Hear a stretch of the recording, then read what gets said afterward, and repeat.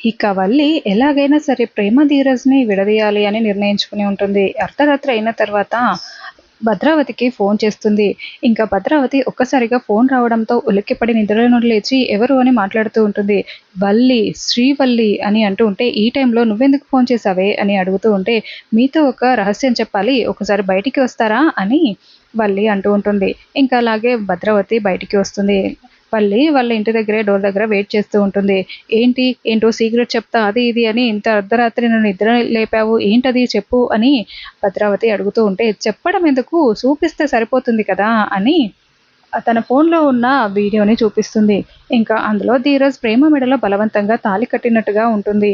అంటే ఇది లేచిపోయి పెళ్లి చేసుకోలేదా? ధీరజ్ గాడు బలవంతంగా దాని మెడలో తాళి కట్టాడా? అని భద్రావతి చాలా షాకింగ్‌గా అడుగుతూ ఉంటే, అవును.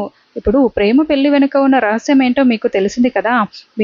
మిమ్మల్ని దెబ్బ కొట్టడానికి మీ చెల్లి వేదవతి వేసిన ప్లాన్ ఇది మీ ఆస్తి కోసం అని చెప్తూ ఉంటుంది. మరిప్పుడు నేనేం చేయాలి? వాళ్ళని ఎలాగైనా సరే విడదీయాలి అని భద్రావతి అంటూ ఉంటే, మీరు ఇలా పౌరుషంతో వాళ్ళ మీద కొట్లాటకి వెళ్ళి పడగొట్టడం కాదు. ప్రేమతో వాళ్ళ దగ్గరికి వెళ్ళి ఒక మెట్టు దిగి వాళ్ళతో ప్రేమతో కలిసిపోండి. అలా వాళ్ళని విడదీయాలి అని వల్లి చెప్తూ ఉంటే భద్రావతి ఆలోచిస్తూ ఉంటుంది.